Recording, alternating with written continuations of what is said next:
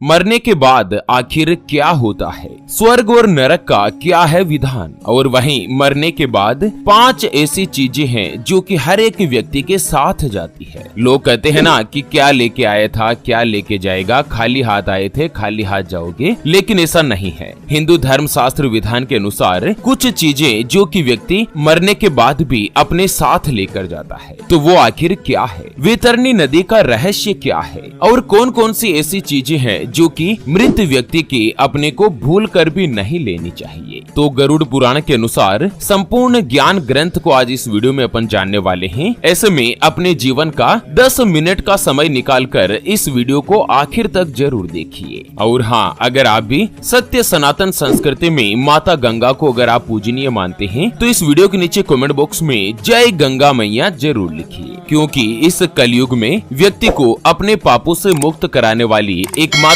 गंगा मैया ही है। तो चलिए जान लेते हैं कि मरने के बाद आखिर क्या होता है, आत्मा, पुनर्जन्म, स्वर्ग और नरक का रहस्य क्या है। दोस्तों, आत्मा का रहस्य धर्म शास्त्रों में बताया गया है। जब भी मनुष्य इस संसार में जन्म लेता है तो शरीर के साथ होता है, लेकिन मृत अवस्था में जाते समय शरीर भी अपना साथ छोड़ देता है। मनुष्य शरीर नश्वर है, जिसने जन्म लिया है उसे एक न एक दिन अपने प्राण त्यागने ही पड़ते हैं, और यही प्रकृति का विधान है। भले ही मनुष्य या कोई भी प्राणी 100 साल या उससे अधिक ही क्यों न जीवित रह जाए, लेकिन अंत में इस शरीर को छोड़कर वापस परमात्मा की शरण में जाना ही होता है। अक्सर लोग सोचते हैं कि मृत्यु के बाद आत्मा क्या करेगी, आत्मा कहाँ जाएगी। जन्म मरण के इस चक्र में मनुष्य कई बार जन्म लेता है, लेकिन हम में से किसी को उसके बारे में कुछ याद नहीं रहता कि आखिर मरने के बाद की दुनिया कैसी होती है। दोस्तों, जन्म और मृत्यु तो एक दूसरे के पूरक है, एक दूसरे के साथी है। संसार के सब ऐश्वर्य क्षण भंगुर है, यानी कि सभी विनाशशील है। आपका सुख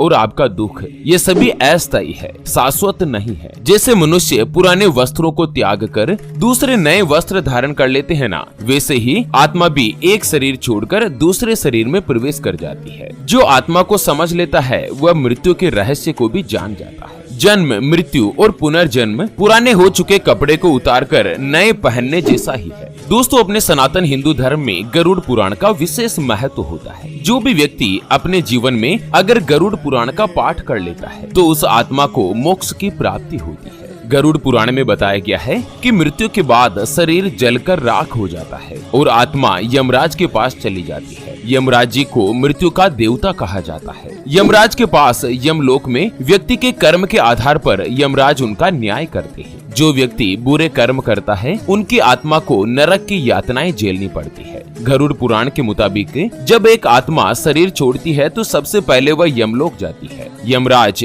24 घंटे के लिए आत्मा को अपने पास रखते हैं और व्यक्ति के कर्म को दिखाया जाता है। 24 घंटे पूर्ण होने के बाद आत्मा को फिर से अपने परिजनों के पास 13 दिन के लिए भेज दिया जाता है। ये 13 दिन यमलोक के रास्ते में आत्मा को 3 रास्ते मिलते हैं, स्वर्ग लोक, नरक लोक और पितृलोक। अपने अपने कर्म के आधार पर आत्मा इन तीनों में से किसी भी एक लोक में मिल जाती है। जो इंसान अपने जीवन में अच्छे कर्म करता है, हमेशा दूसरे लोगों की मदद करता है, किसी का पाप नहीं करता है, वह सांसारिक बंधनों से मुक्त होकर अंततः मोक्ष को प्राप्त करता है। वहीं जो इंसान अपने जीवन में केवल पाप का ही अनुसरण करता है, उसकी आत्मा को नरक में भेज दिया जाता है। जो आत्मा नरक जाती है उनको नरक में यातनाएं झेलनी पड़ती है। इसलिए व्यक्ति को हमेशा अच्छे कर्म करना चाहिए। दोस्तों, एक बात का हमेशा ध्यान रखें कि किसी का भला करो या नहीं करो, लेकिन कभी भी किसी का बुरा नहीं करना चाहिए। चलिए अब जान लेते हैं कि आखिर मृत्यु के बाद आत्मा का सफर कैसा होता है।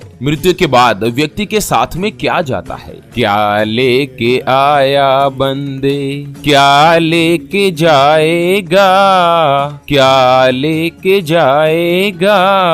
2 दिन की जिंदगी है, 2 दिन का मेला। मित्रों, अक्सर आपने लोगों को यह कहते हुए सुना होगा कि मृत्यु के बाद व्यक्ति के साथ कुछ नहीं जाता है। जो भी उस व्यक्ति से जुड़ी भौतिक चीजें यानी कि जिन चीजों को अपन देख सकते हैं, छू सकते हैं, वो सब चीजें यही रह जाती है। परंतु अगर पुराण, वेद और बाकी धर्म ग्रंथ को देखा जाए तो उसमें स्पष्ट बताया गया है कि व्यक्ति की मृत्यु के बाद भी कुछ चीजें उसके साथ अगले जन्म तक जाती है। तो आखिर वो चीजें क्या है? तो आइए जान लेते हैं 5 ऐसी चीजों के बारे में जो कि मरने के बाद भी एक व्यक्ति के साथ में जाती है। सबसे पहली वस्तु है कि मरने के बाद भी साथ जाता है ज्ञान। दोस्तों, ज्ञान व्यक्ति को भीड़ में सबसे अलग दिखाता है। ज्ञान के बल पर आप अपनी एक अलग पहचान और लोगों पर छाप छोड़ने में कामयाब रहते हैं। इसलिए अपनी मृत्यु से पहले आप जितना ज्ञान ग्रहण करना चाहते हैं वह आपके बहुत काम आएगा। दरअसल शास्त्र और पुराणों में बताया गया है कि जीवित रहते हुए व्यक्ति जो गुण सीख लेता है ना, वह उसके साथ मृत्यु के बाद भी जाते हैं। इसलिए अपना समय खुद को अच्छा ज्ञान और गुण सीखने में व्यस्त करें। श्री गीता के बारे में भी इस बात का जिक्र किया गया है कि ज्ञान और दान कभी भी नष्ट नहीं होता। दूसरा है, मृत्यु के बाद भी साथ जाता है कर्ज। दोस्तों, धार्मिक ग्रंथ, वेद और पुराणों में स्पष्ट बताया गया है कि कर्ज कभी भी व्यक्ति का पीछा नहीं छोड़ता। अगर किसी व्यक्ति ने आपका भला किया है तो यह उसका ऋण है जिसे आपको मौका मिले उसे उतार देना चाहिए। अगर आप किसी का ऋण यानी कि कर्ज नहीं उतारते हैं तो उसे जन्म जन्मांतर तक चुकाना पड़ता है और वह कर्ज उतारना ही पड़ता है। अगले जन्म में वह कर्ज किसी भी रूप में आपको चुकाना पड़ सकता है। साथ ही अगर आपने किसी को कर्ज दिया है तो उस व्यक्ति की मृत्यु कर्ज चुकाने से पहले अगर हो जाती है ना, तो आपको भी बार बार जन्म लेना पड़ सकता है। इसलिए इस व्यक्ति को उसकी मृत्यु के साथ ही आपको माफ कर देना चाहिए, आपके लिए अगर उचित रहेगा। मान लो आपने किसी को कर्ज दे रखा है और उस व्यक्ति की सडनली डेथ हो जाती है और अगर आप उस कर्ज को माफ करने में सक्षम है तो दोस्तों आप उस कर्ज को माफ कर दीजिएगा। नहीं तो कर्ज लेने वाला व्यक्ति कर्ज उतारने के लिए दोबारा जन्म लेगा तो कर्ज देने वाले को भी दोबारा जन्म लेना पड़ेगा। ये हमेशा ध्यान रखिएगा। अगला है, मृत्यु के बाद भी साथ जाता है वासना और मोह। दोस्तों, पूरी जानकारी जानते हैं और उसके बाद ये भी जानेंगे कि आखिर मृत व्यक्ति की ऐसी कौन कौन सी चीजें हैं जो कि भूल कर भी अपने को नहीं लेनी चाहिए। पूरी जानकारी जानते हैं उससे पहले आपको एक महत्वपूर्ण बात बताना चाहूंगा कि जिंदगी में आप कई ऐसे लोगों से मिले होंगे जो कि बहुत ही ज्यादा मेहनत करते हैं, तो वहीं कुछ लोग आपको ऐसे भी मिले होंगे जो बहुत कम मेहनत करने के बावजूद भी बहुत ही आगे तक पहुंच जाते हैं। वहीं आप कुछ ऐसे लोगों से भी मिले होंगे जो पूरी उम्र भर मेहनत करते ही रहते हैं लेकिन आखिर वो हासिल नहीं कर पाते जिनके वो हकदार हो, यानी कि जीवन उनका गरीबी में ही निकल जाता। मित्रों, यह ग्रह और नक्षत्रों का खेल नहीं तो और क्या है, और इसी के समाधान के लिए हमारे परम पूज्य गुरुदेव आप तक लेकर आए हैं आपके अपने जीवन के बारे में व्यक्तिगत यानी कि पर्सनलाइज्ड कुंडली, जिससे आप घर बैठे यह पता लगा सकेंगे कि आपके नवग्रह आपके बारे में क्या कहना चाहते हैं। क्या आपकी कुंडली यानी कि किस्मत में कोई दोस्त तो नहीं, राहु, केतु, शनि या किसी भी ग्रह की दशा महादशा तो नहीं चल रही है। आपकी कुंडली में काल सर्प दोष, पितृ दोष, मांगलिक दोष जैसा मारक योग तो नहीं जिसकी वजह से लगातार आपके जीवन में परेशानियां बनी हुई हो। आपकी कुंडली में कितने राजयोग बनते हैं, आपके लिए भाग्यशाली रत्न या रुद्राक्ष कौन सा है, उसको धारण करने की विधि क्या है, उसके बारे में कंप्लीट जानकारी हम आपको कुंडली रिपोर्ट में बताने जा रहे हैं, जिसको अभी जो आप ये स्क्रीन पर नंबर देख पा रहे हैं ना, उस पर व्हाट्सएप पर संपर्क करके आप हमारे परम पूज्य गुरुदेव श्री सुरेंद्र आचार्य शास्त्री जी से बात कर सकते हैं और 251 रुपए की छोटी सी नाममात्र की फीस में आप अपने संपूर्ण जीवन की महाजन्म कुंडली के बारे में जान सकते हैं। दोस्तों, कुंडली बनवाना या गुरुदेव को कुंडली दिखाना फ्री नहीं होता है, उसके लिए 251 रुपए की फीस का भुगतान करना रहता है। ऐसे में फालतू कॉल या मैसेज करके आप अपना स्वयं और गुरुजन का दोनों का ही समय खराब मत कीजिए। तो चलिए मित्रों, अगला पॉइंट आता है कि मरने के बाद भी व्यक्ति के साथ जाता है उसकी वासना और मोह। दोस्तों, धर्म ग्रंथों के अनुसार अगर किसी भी चीज को पाने की चाहत रखते हैं तो वह चीज व्यक्ति को मिले या नहीं मिले, लेकिन मृत्यु के बाद भी उस चीज की वासना उसका पीछा नहीं छोड़ती। सांसारिक सुख की चाहत रखना ही वासना का एक रूप होता है। वासना को लेकर विष्णु पुराण में एक कथा मौजूद है। राजा भरत ने अपने हिरण के बच्चे से सच्चा प्यार किया था, यानी कि प्रेम किया था। उसी के बारे में सोचते हुए उसने प्राण त्याग दिए। अगले जन्म में राजा को खुद हिरण के रूप में जन्म लेना पड़ा। इसलिए कामना और वासना को कभी भी अपने मन में हावी नहीं होने देना चाहिए। हमेशा ध्यान रखें, वासना सजीव हो निर्जीव हो, किसी भी महिला की हो पुरुष की हो, अगर किसी भी चीज की वासना है तो उसका मोह माया आपको ज्यादा दिन तक नहीं रहनी चाहिए। हमेशा अपने कृतार्थ को, अपने चरितार्थ को देखते हुए ही किसी भी व्यक्ति की किसी भी चीज की चाहत रखनी चाहिए। अगले नंबर पर आता है कि मृत्यु के बाद भी साथ जाते हैं व्यक्ति के कर्म।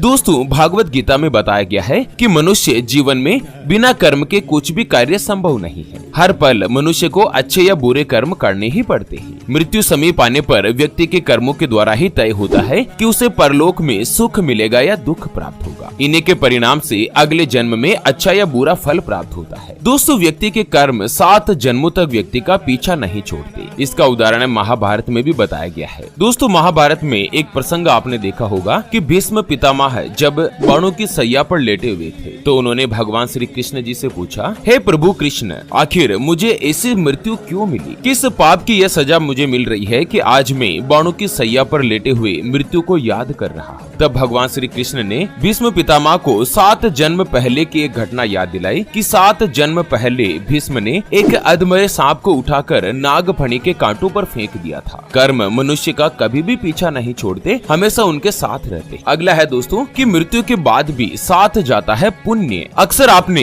घर के बड़े बुजुर्गों से सुना होगा कि दान और परोपकार कभी भी खाली नहीं जाता, जिसका जिक्र शास्त्र, वेद, पुराण और भागवत गीता में भी बताया गया है। जीवन में अगर कोई भी अपरिचित व्यक्ति आपकी मदद करता है, इसका अर्थ यह है कि पिछले जन्म में आपके द्वारा किए गए दान और परोपकार को वो चुका रहा है। इसलिए व्यक्ति को हमेशा दान पुण्य करते रहना चाहिए। दोस्तों, दान और पुण्य एक ऐसी चीज है जो कि मृत्यु के बाद भी व्यक्ति के साथ जाती है। चलिए अंत में जान लेते हैं कि ऐसी कौन कौन सी चीजें हैं, कौन कौन सी वस्तुएं हैं जो कि मृत व्यक्ति की आप लोगों को कभी भी नहीं लेनी चाहिए। उससे पहले अपन जान लेते हैं कि आखिर पुनर्जन्म कैसे होता है। दोस्तों, आपको बता दें कि पुनर्जन्म मृत्यु के 3 दिन बाद से लेकर 40 दिन के अंदर हो जाता है। गरुड़ पुराण के अनुसार व्यक्ति का पुनर्जन्म उसके कर्म के आधार पर ही निर्धारित करता है, क्योंकि पापी व्यक्ति की आत्मा को नरक में भेज दिया जाता है और पुण्य पवित्र आत्मा को स्वर्ग में भेज दिया जाता है। लेकिन जब व्यक्ति की आत्मा अपने कर्मों के हिसाब से सजा भुगत लेती है तो फिर उसे दोबारा उसका नया जन्म प्राप्त होता है। अगला जन्म किस योनि में होना है यह सिर्फ आपके कर्मों के आधार पर ही निर्धारित किया जाता है। चलिए जान लेते हैं कि मृत व्यक्ति की भूल कर भी नहीं लें यह चीजें। दोस्तों, अगर किसी भी व्यक्ति के परिवार में किसी सदस्य की मृत्यु हो जाती है तो उसकी कौन कौन सी चीजों को आप लोगों को धारण नहीं करना चाहिए। सबसे पहला है कि मृत व्यक्ति की नहीं पहने घड़ी या कलाई पर बांधने वाली कोई भी चीज। दोस्तों, गरुड़ पुराण में बताया गया है कि परिवार में किसी सदस्य की मृत्यु के बाद उसके द्वारा कलाई पर पहने जाने वाली किसी भी चीज को धारण नहीं करना चाहिए। आज के समय में कलाई पर पहने जाने वाली चीजों में घड़ी,